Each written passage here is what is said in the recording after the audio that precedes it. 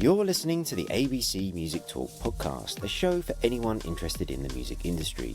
This is the first of a two-part episode about the founder of JJJ Vinyl, a new UK-based second-hand record shop and now record club. If you missed the teaser episode, feel free to listen back to that to get an idea of what is to come, or just sit back and let Joel take you on a journey through his 20 years in the record industry. But before you go, don't forget to go rotor your videos.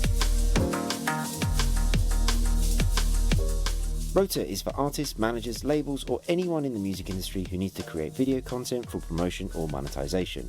Rotor makes it fast, easy, and inexpensive to do all of that in one place. Head to www.abcmusic.co and click the Rotor logo on the homepage to access a 10% off discount for the service.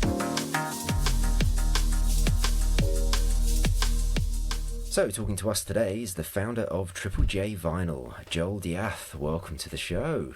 Hi, very nice to see you again. Yeah, and also thank you so much for giving us a treated room to do this recording in. I can't tell you what that will mean to my listeners. They are thoroughly sick and tired of poorly chosen locations to do this podcast. Well, fortunately, the shop is above a recording and rehearsal studio, so plenty of space. Absolutely. To record. Yeah, and we'll take a trip upstairs later on to grab some video for the promo video. So listeners, do go and check that out.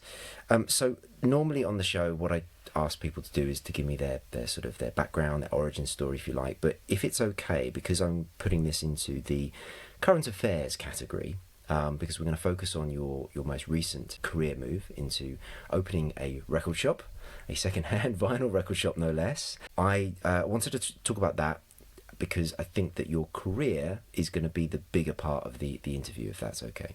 You did something similar to kind of what I did. You started a business not long before the entire world decided to stay at home. And so it was October 24th last year?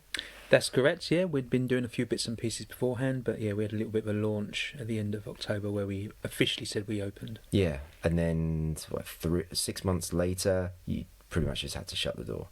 Yeah, we shut the door to the public. Yeah. But continued in other ways. Well, and that's what we're obviously going to get to, because that's the sort of key message about this particular episode, I guess. I opened a bar in Essex in December, so... Oh, goodness. Yeah. So you can imagine March 20th rolls around, and it's...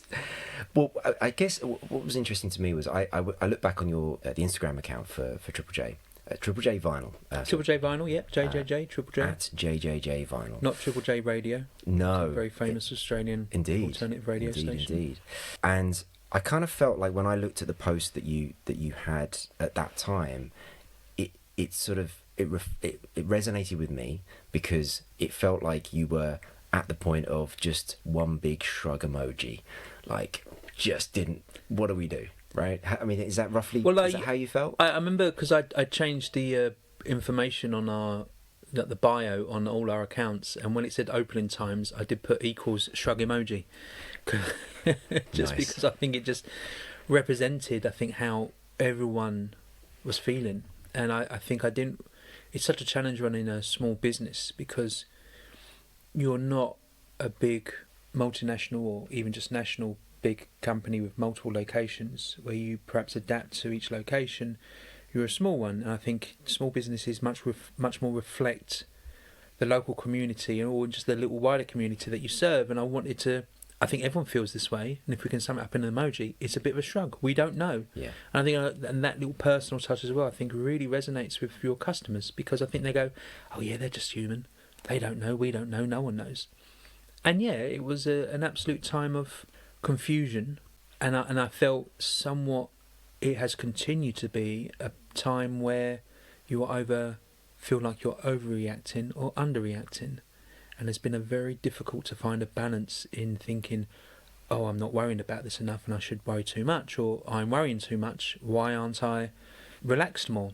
And just finding that medium, I think, has been a real challenge, and I think it's why it's led to us seeing a lot of extremities in the news and people going to extremes, because we were living in extreme times beforehand, it felt, and this has just heightened that and quickened that. So you see racist people becoming more racist. Mm-hmm. You see kind people becoming kinder. So it's just there's just this quickening of emotion. And I think when we ran the business, we just wanted to capture that and just go, what's happening? We don't know. And we're just as sort of confused and a little scared as you are. And how long did it take for you to kind of get past that initial, I guess, sort of shock, I guess, or confusion to where, you know, the initiative that you launched, which was the record club? I mean, was that already in your head? I think it's worth sort of pointing out that your shop is not on a busy high street. It is very much probably a fairly specialist outlet for people. But I mean, did you always think that you might do something like that, like a record club? No, it hadn't occurred to me. It came when there was a suggestion and a set of circumstances, and then I thought, let's just give it a go. I'm always up for trying ideas, and if they don't work, hey, it didn't work, but at least we gave it a go. And you're right, we're not on a high street, so we were not affected the way many other second-hand record shops or any other shop was affected. So because of the circumstances of where the shop is, and because, you know, we aren't restricted by some other stores, we could quickly adapt. Just like big companies find it difficult to adapt and smaller companies can so much quicker. Similarly, we were able to adapt quite quickly. And our online business was always strong.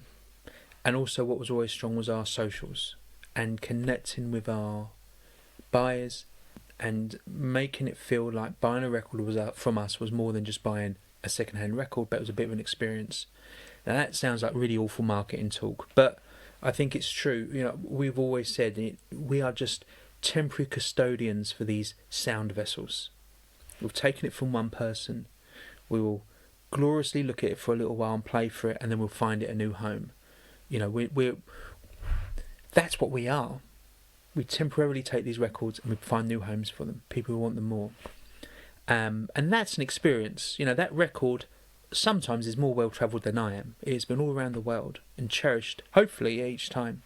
So when the lockdown happened, I wanted to capture that spirit and capture that sense of discovery as well, because people like going to record shops to discover, and try and create something that was special for people and special for us and meant the shop could survive.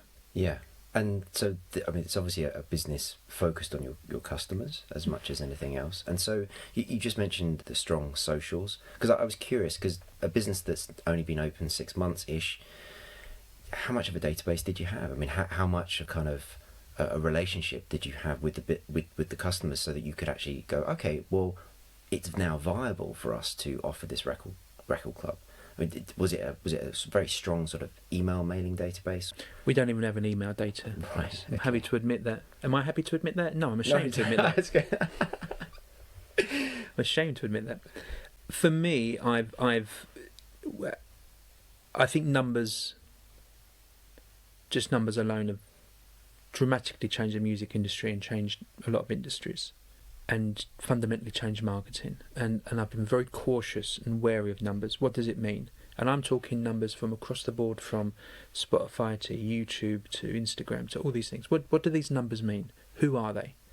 I'm way, way, way more focused on the genuine interaction with people as opposed to the amount of numbers we have. Because I could, if I want, just absolutely focus on trying to get more followers. But that means nothing if I'm not actually interacting with the people who are following us. And I have this like ongoing conversation with people within the music industry where I think there will come a time, I think within the next decade, perhaps a little sooner, where YouTube will do away with their numbers, Spotify will do away with their numbers. Because how will artists be able to compete when Drake is on 100 billion streams? There has been talk of that, I think. I think Instagram have begun to take away some likes. They did, yeah. The heart monitor. Heart monitor. That's not the word I wanted to use, but the heart meter. That's even worse. And I find that a fascinating thing, because once you take away the numbers, don't get me wrong, I know numbers have always existed in the music industry, because it was how many did you sell to get number one? How many, there's always been a sense of numbers, but what I've been very aware of is that how internet numbers and streaming numbers and I think they sometimes give a quite false reflection on what you see. That before you hear the song, like a video, you see the people before you hear the song, and I think that is it's an interesting new dynamic to the music industry, and I think, and I would be guilty of this myself when I was a manager and even in A&R. How many numbers do they have? And I'd pick myself up on it. This is ridiculous. Is this a good song? My job working on a record label is to literally help them get new numbers. Why am I looking at the numbers before I've even, hearing the song? So that's a very long answer to say, our social numbers are, I'm quite proud of them. But what I'm more proud of is our continual interaction with the people on Twitter, with the people, and the emails. We don't have an email database, but I am emailing people constantly about the packs, and if people message us to thank us for an order or something like that, always constantly contacting. So I want them to grow, obviously, but I want them to grow in a very, I'm going to use the word organic. How awful.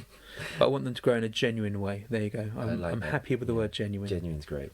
But then James and I have always said when the vinyl club gets to a certain point, we will probably stop taking new people because we will not be able to give as much as we are currently if it gets too much. So that was one of the things I wanted to ask you about. So can you explain the process? Because it's not, to me, a bad analogy. I apologise for this in advance.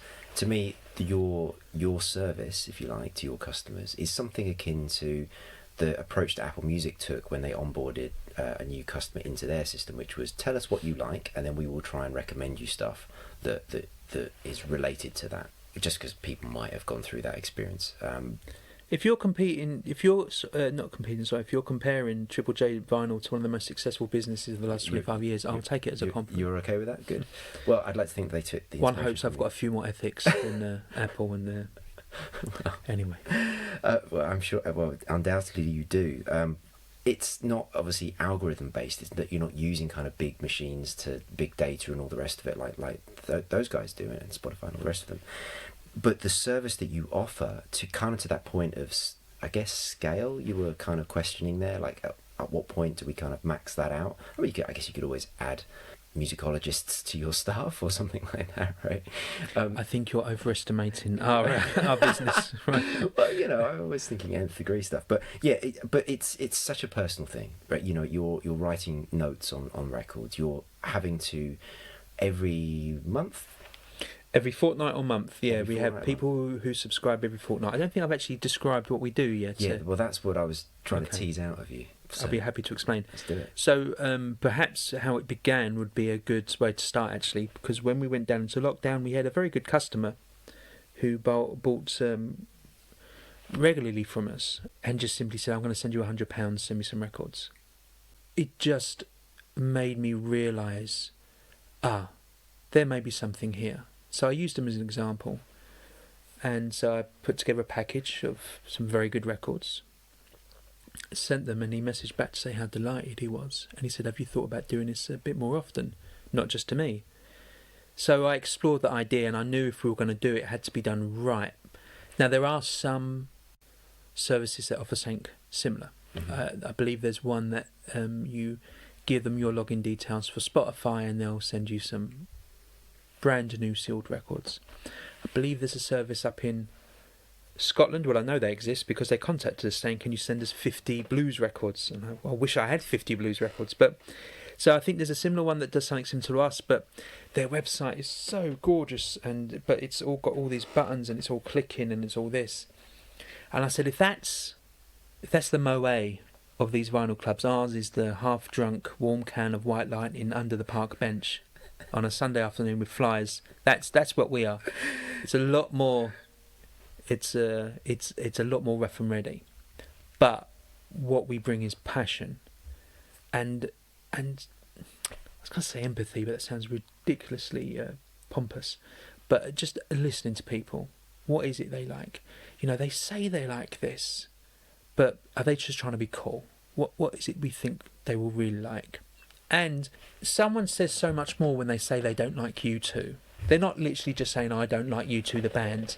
But I think there's so much that comes with that, Like someone who says they're a fan of U2, you've got a good idea of what they're like if they say they're not a fan of something. So it's taking all those things. So, yes, so we started, after that one-off experiment, I took a very long time to word a flyer and get the right picture and say to people, we will send you fortnightly, because it just started as fortnightly to begin with, vinyl packages for £5, £10 or £20 if you just fill out a few questions. And I spent a very long time making sure the questions weren't too many, weren't too little. We just got what we needed.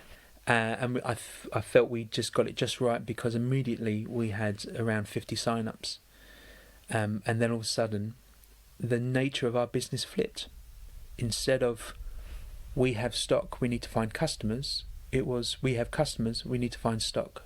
And it was just absolutely fascinating for that switch. It changed the face of our business, and now it continues to grow, and we're now hovering around 80, 90. Oh, wow. The majority of them are monthly. Mm-hmm. Still a lot of fortnighters. We've had people who now have received upwards of 9 packages from us. And every fortnight I email them, and there's no subscription. There's no sense of direct debit. This all is done on every time they drew a package 5 days before. I'd email them, say, look, what did we get right? What did we get wrong? If you want to leave this, you just say, we are not going to pressure you. You don't have to reply to this email. And if you want to leave, just ignore the PayPal request. And then I'll simply send a PayPal request. And then I'll just check who's paid on our PayPal, and then I'll put together a package. And sometimes they update their, I fancy a bit of reggae this fortnight. I've had enough of Madonna. Can we have a little bit more of this, a little bit more of that? And a combination of our email correspondence and the original questionnaire they filled out, we'll put together a package of records. And often, it will really much depend on what's in the store. It will depend what kind of...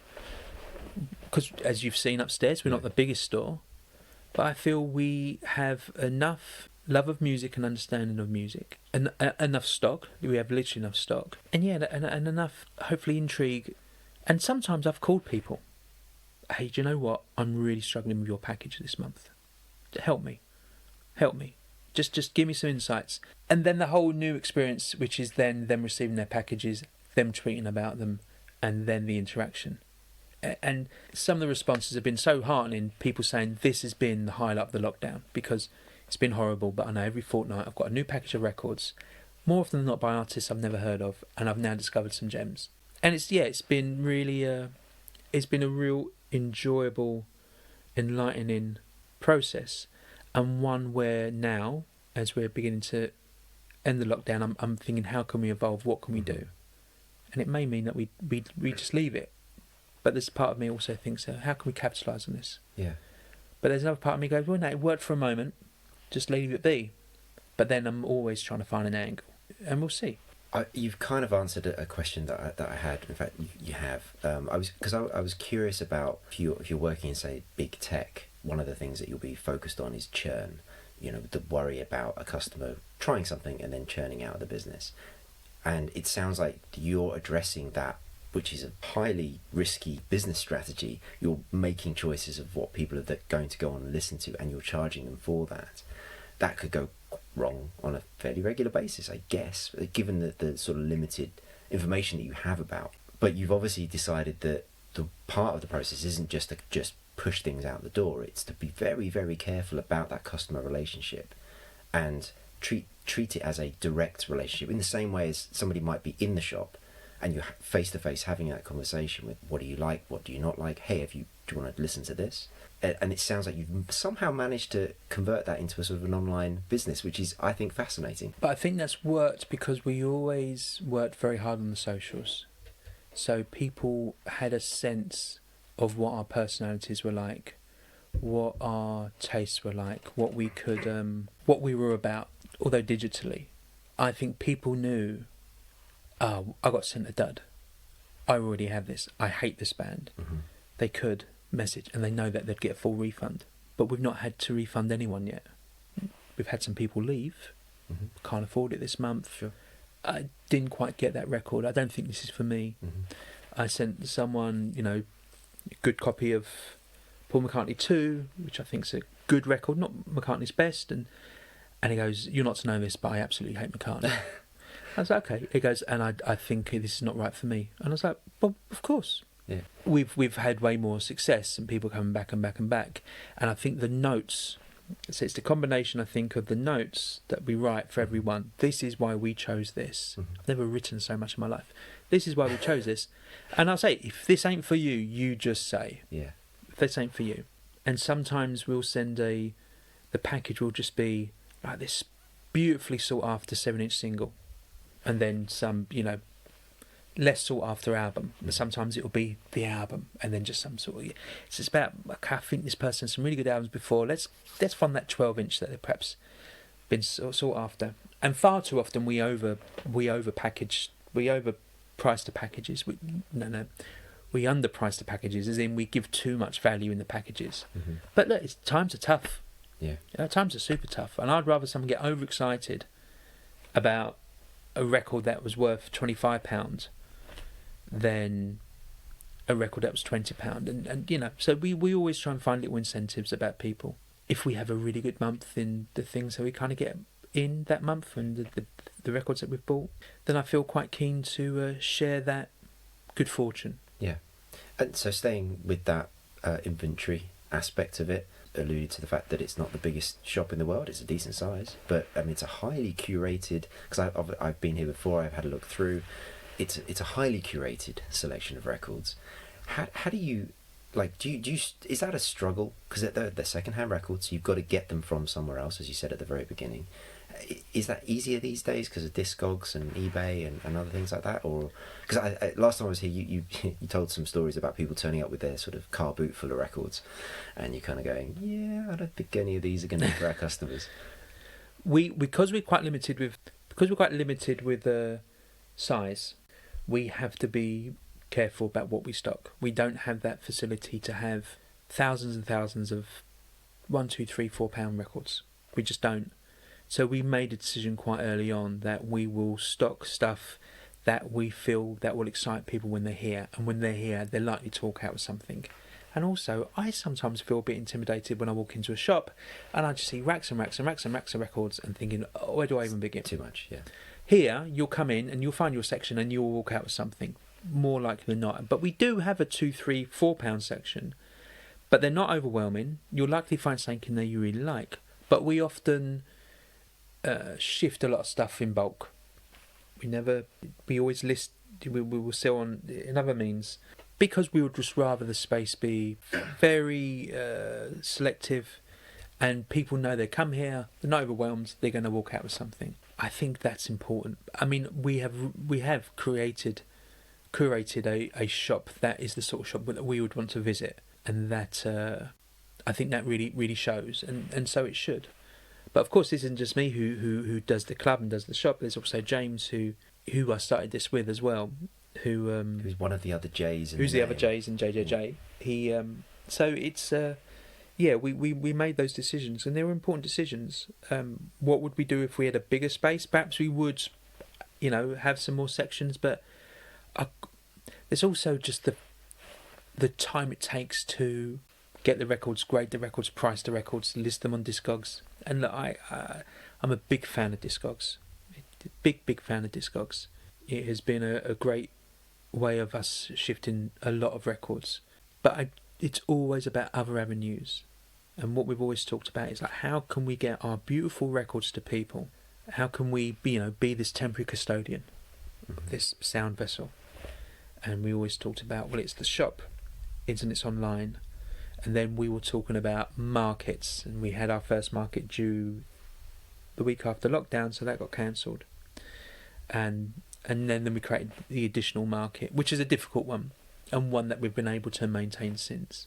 But we're quite keen that once we're a little bit more comfortable with doing markets, to explore that avenue again, because that's another route to market. And obviously, the more we're selling, the more we can buy, and the more we're buying, the more opportunities we have for finding the big records that don't sell immediately, but will sit there and will eventually sell for a good amount of money, which is what we're after. Yeah, absolutely. If we don't nick them ourselves. Well, I was going to say, I mean, is the shop really just a collection of records you didn't want yourself? Don't know. There's a lot of records upstairs I do want, right. But there just comes a point where you kind of go, how much do I really want this? But yeah, we've both.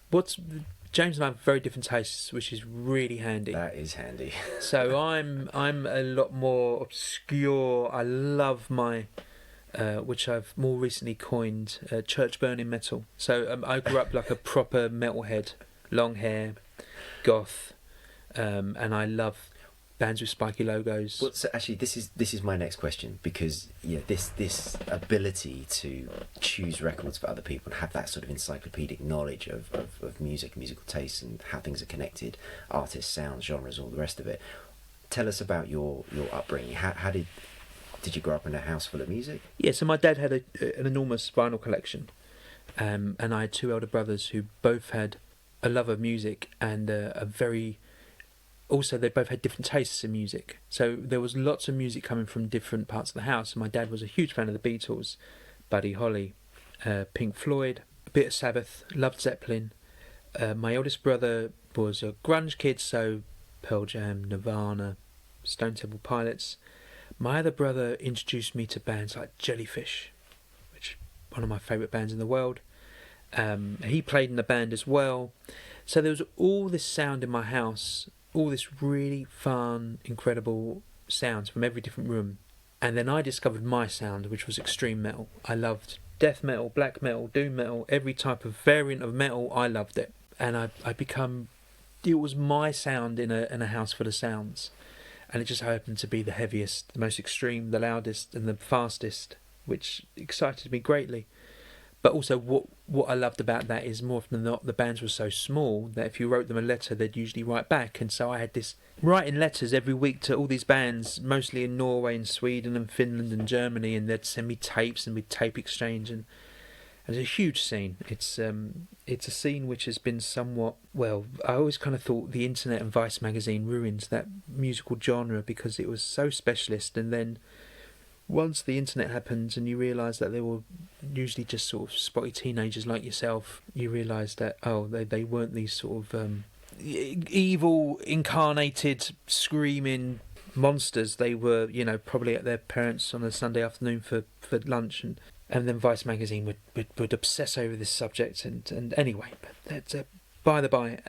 So this led to an absolute passion of music, but not just my genre, but the genres which were embraced in my house, and that led to a career in the music industry, which lasted 20 years, although I still do a little bit now, where I would just be interested in, I found myself to be a sponge and just wanted to absorb every type of music.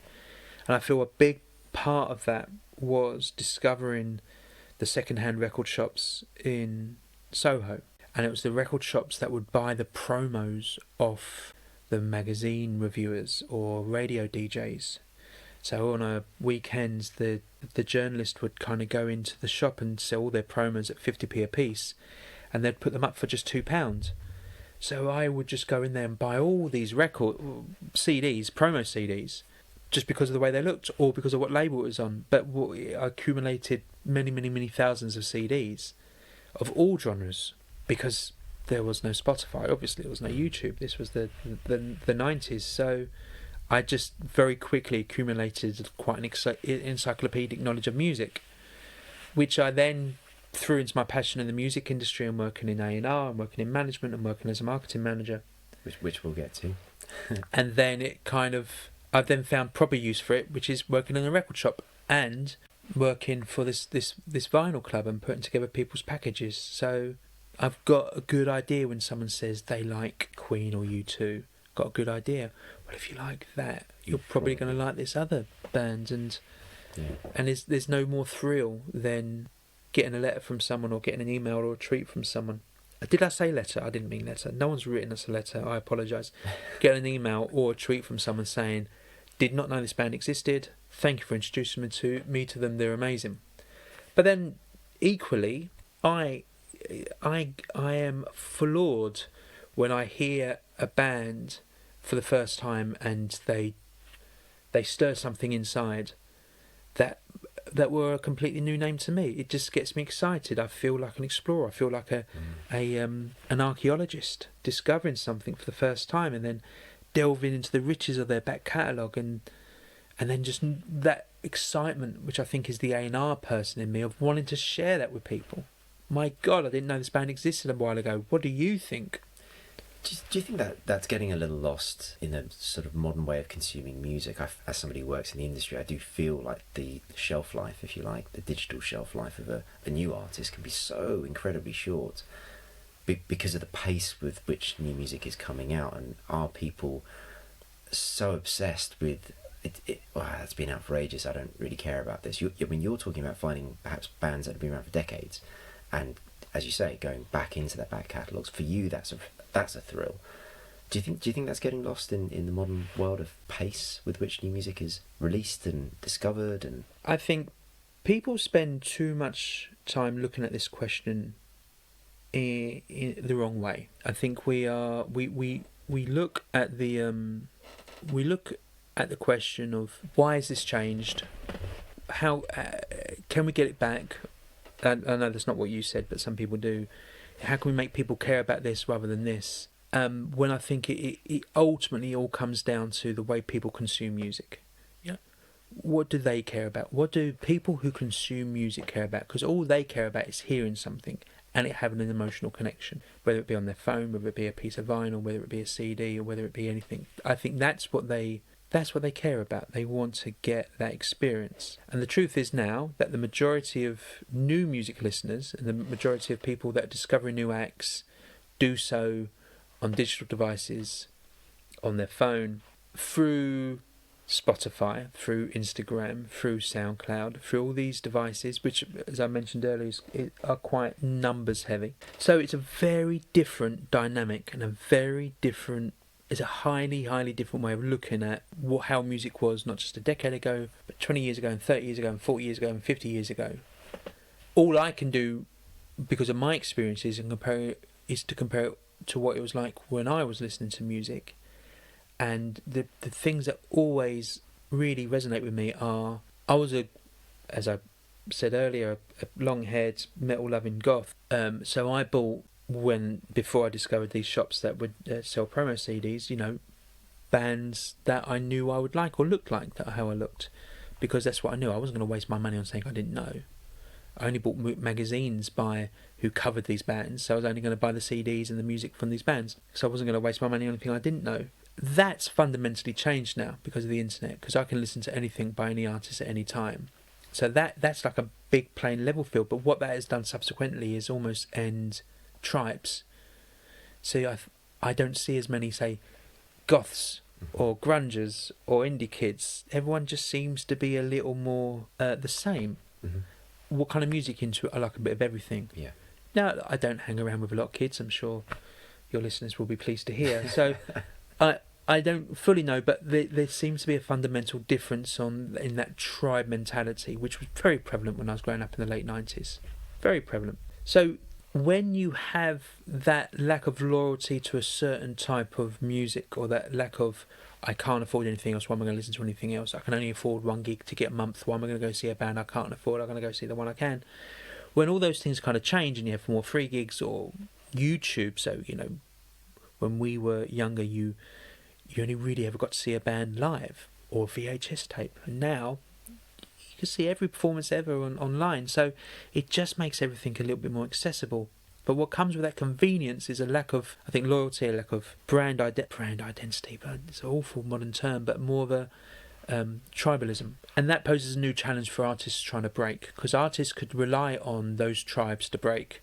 New band, get featured in the magazine, you know who your readers are, they like this thing, and then they can break through those ranks. And now all that kind of being somewhat level, it's very, very different, and it's very, very tough. So you see artists breaking through not because of, say, their music, but because of the story. Right. Now, that was always a case, when I was a long-haired metalhead, I loved the band who were the most evilist, who had the most sort of, who'd burnt down the most churches in Norway, all those sort of things. So there was always that aspect, but it's just very, very different now. And it's a real different dynamic. I don't know if it's the old grumpy man in me talking, but I feel less emphasis on the music, less emphasis on the story, the vehicle of music to tell a story. I sound like an old folky there, but but I feel it's important. I listen to some of the bands from the 90s. I listen to Pearl Jam's 10, and it's a masterful piece of work. Incredibly crafted songs with incredible dynamics, produced wonderfully. Now, how much of that is nostalgia, because I remember listening to it the first time as a kid, and how much of that is the truth?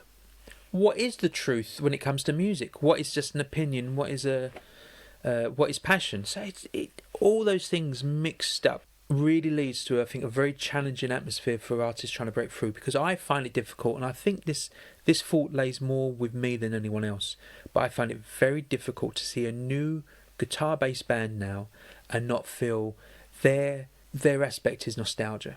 Look at them trying to recreate what was around in the Britpop era, and that's very unfortunate for them. And I'm just trying to connect, what would a person of my age felt like when they saw Pulp? Oh, they're just trying to be the Kinks. Oh, they're just trying to recreate. So that I can't really quite judge, but I can at least pose the question and see it as a thought experiment. But I feel very difficult. It's a very challenging time for bands with guitars. I'm sure they're out there. And what just comes to my mind immediately is that I listened to the new EP from a band called the Licorice Quartet yesterday, and I absolutely adore it. It's an absolutely brilliant piece of work. It's only 4 tracks. I listened to it for a good hour yesterday, just on repeat. But what had that is it's got 3 ex-members of Jellyfish. Would I have felt the same about that if it wasn't 3 ex-members of Jellyfish? Now that is a nostalgia trip in many ways, because it reminded me of what I listened to as a kid. So they're not really even a new band. So is it really quite relevant? But they are a new band because they didn't release anything before. So you just like... And then you kind of think, well, why am I spending all this time listening to this band that is kind of a nostalgia trip for me, where I should be listening to something new? Well, why don't I listen to something new? That's quite hard work to listen to. In the past, it was having to pay with money, but now it's all about paying with your time. I find it very difficult to listen to anything new on Spotify, because I am a mere 3 thumb clicks away from listening to Zeppelin 3, and I love Led Zeppelin 3. So how can any new artist compete with that? Mm-hmm. Understand. Yeah. I don't think that entirely answered your question. No, it did. I can't even remember what your question was. I went on a bit of a rant. It was more to do with your interest in discovering new artists that are new to you, as opposed to them just being new artists. Yeah, I think my most recent thing is just discovering old new artists. Old artists that are new to me. My apologies. Yeah. And my little niche at the moment is discovering bands who just released 1 single. I love finding a band from the 50s or 60s who just had 1 7-inch single. Yeah, amazing. Because I just think of all the hopes and dreams and aspirations that they held for that moment, and they finally convinced Decca to release a 1 single, and they got it in their hands, and they thought we're going to be the new Beatles, and little did they know it came to nothing. I like to hold on to that hope. So I've got a little box of singles at home I just buy bands who have just released 1 single. Oh, that's truly wonderful. Yeah, I love them. That's truly wonderful. Things like that. Do you then think, maybe I should go on to, as part of your kind of relationship with your customers, make perhaps playlists for Spotify, which you might share on your socials, to say, guys, I found all of this. You've just got to go and have a listen? Or is that purely a personal thing for yourself? I think, well, more often than not, these singles aren't on Spotify because they're just one-off singles, so they just exist in physical format, and sometimes, and it's a joy, they're not even listed on Discogs, or they're not on YouTube, and you just kind of think, you really are like, this only exists, digging deep there. And sometimes it's just a promo 7-inch, so you're thinking possibly only 100 of these exist. Right. It's not even on Discogs. Right. No one wants it, but I want it. It's a beautiful thing. Maybe it never got released. Yeah, very likely. Yeah. But yes, Spotify playlists, I see artists make them. I don't know who listens to them. I don't know who listens to them. So that band I kind of like has put together a bunch of songs that I probably don't like. Who's going to listen to that? I think what works with us is physical product. Photos of physical products on our socials and sending them to people. That works. But then trying to convert that into digital format, I think it takes away the magic. Got it. So, very much a metal fan. Did you just coin something, church burning metal? Church burning metal. Church burning metal. And is that for you a kind of catch-all of a few different sort of official genres, if you will, subgenres? Perhaps you're not aware of the subgenre of black metal, which was based in Scandinavia, where they literally did burn churches.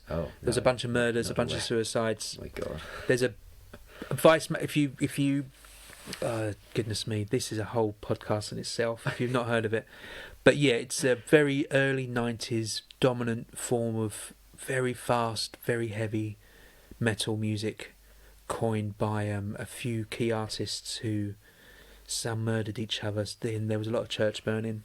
you can usually recognise them because their names are indescribable, unreadable because it's all spiky. And yeah, you can find documentaries on YouTube about it. Okay. And it's an absolutely engrossing, fascinating, in-depth subject.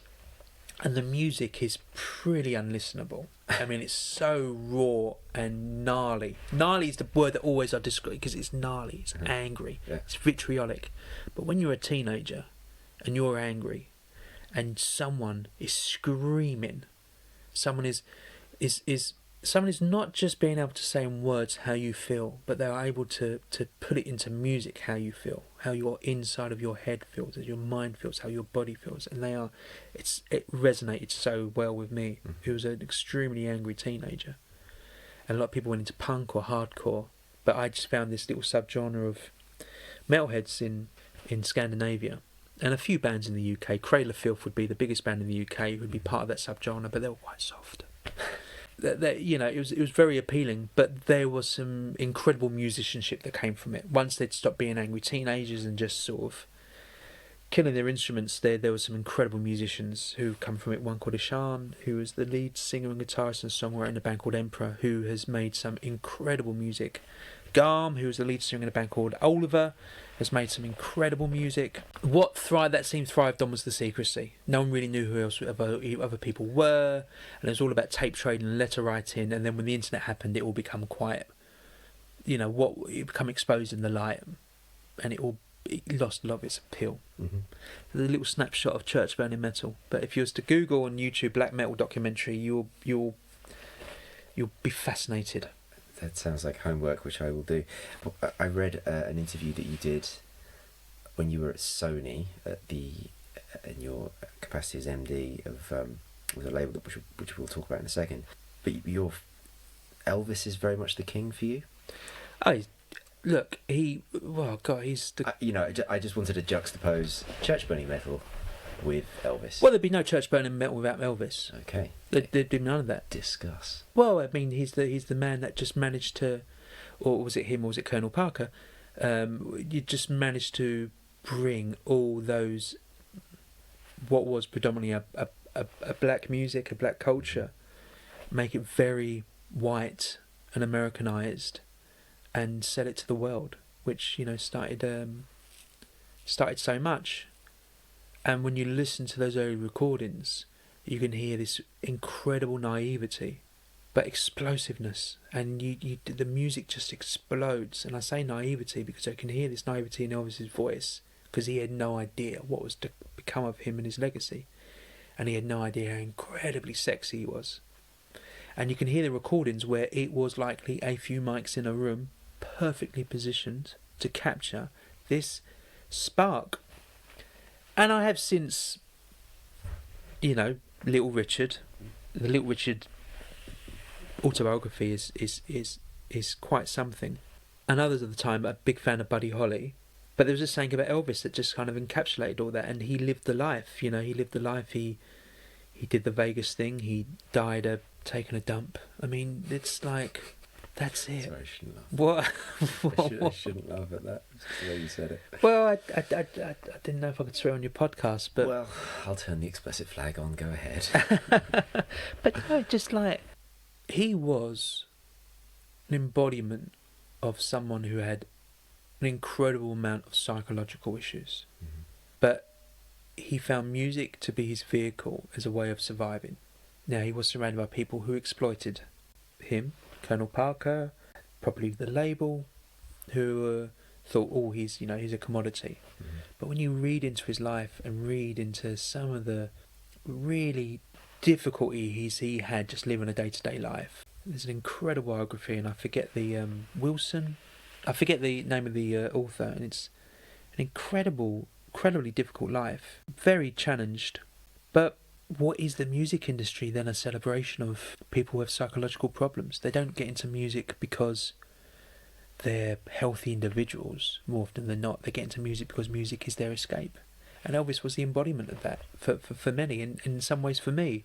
But it's just, it was an explosive life captured in audio form, and you listen to those early recordings, and they're spine-tinglingly exciting.